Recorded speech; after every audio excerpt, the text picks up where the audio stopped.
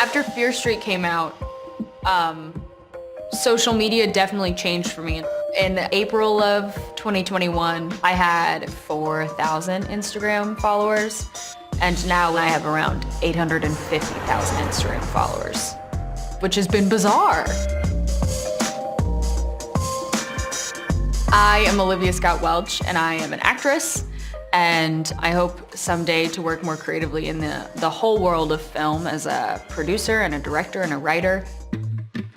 Ever since I can remember starting to watch movies, and you just feel like you want to sprint out of the theater and try to run as fast as you can to go inside that movie and live in that movie and keep playing it in your mind over and over again.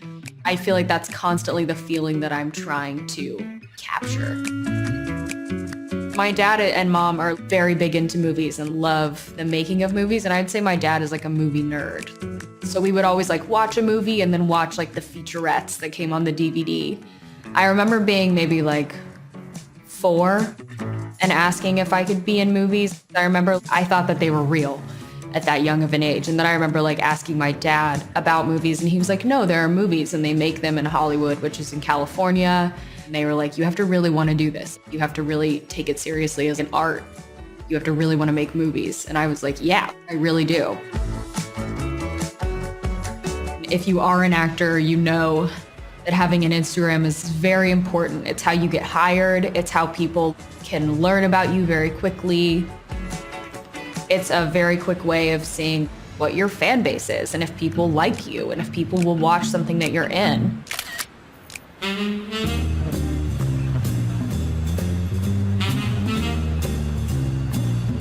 I feel like living in LA is very special because you can kind of see people aspiring to make movies anywhere you go. I love going to movie theaters, to bookstores. I love walking past restaurants and seeing people reading or writing or practicing their sides for auditions. This is a bookstore that is solely dedicated to movies. So there are movie history books and movies about actors and posters. The entirety, part 1 and 2 of the Kill Bill script. And I thought this was cool. It's handwritten. This is nice because I'm writing a movie right now, and I can come to places like this for research. I love this place. I love LA for this reason. It's a very community type thing. This is crazy. And people who go to places like this are all like-minded.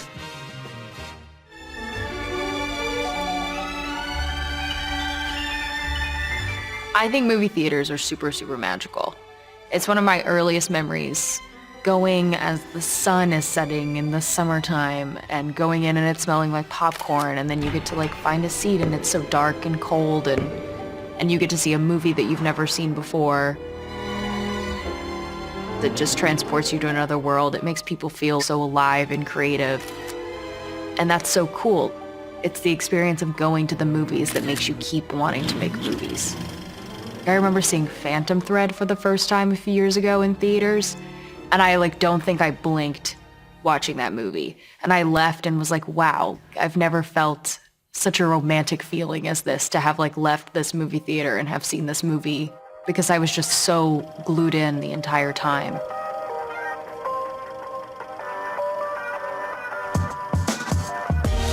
I've never changed the things that I posted. I've always just posted things that I liked. Things that I thought were beautiful little moments of the day, or outfits that I really loved. I think social media has been such a cool way for me to express my love of fashion, which has been something I've been so passionate about my whole life. It's like taking a little part of something that you love and making it your own. This is a store I've been coming to since I moved to LA. When I'm researching a role or developing a character, I definitely think about the clothing. I feel like I was very introverted as a kid, and so the way that I dressed and the things that I picked up on in movies and in pop culture and seeing people out on the street, that's how I was able to reflect how I felt inside. So it's such a big part of the character for me, and it's fun for the audition process to find an outfit to even wear for just one audition, and get to really be that character for a moment in time. And that's really helped me find myself in different characters that I've played. Because I'm like, oh, well, this is definitely something that I've seen and found in myself. And so I feel more connected to this character. There's that phrase, steal like an artist, which is one of my favorite mantras, I guess. It's cool to find things that resonate with you from the past, adapt them and bring them into a new light. You can wear a jacket from the 80s and a dress from the 50s.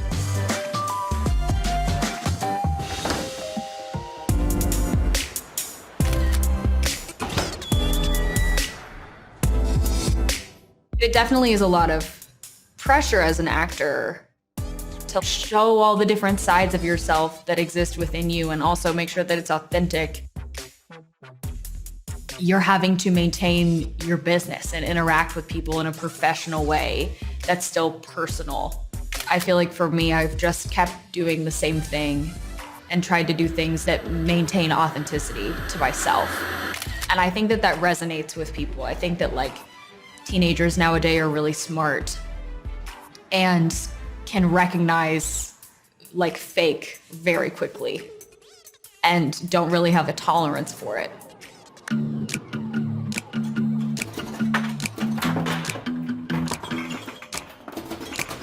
People within the industry that I really admire will sometimes very briefly reach out to me on social media. Leslie Headland, if you're watching this, you liked one of my Instagram photos one day. I don't know why. You don't know me, but I follow you on Instagram and I love your movies, and Bachelorette is one of my favorite movies ever. And it made my day.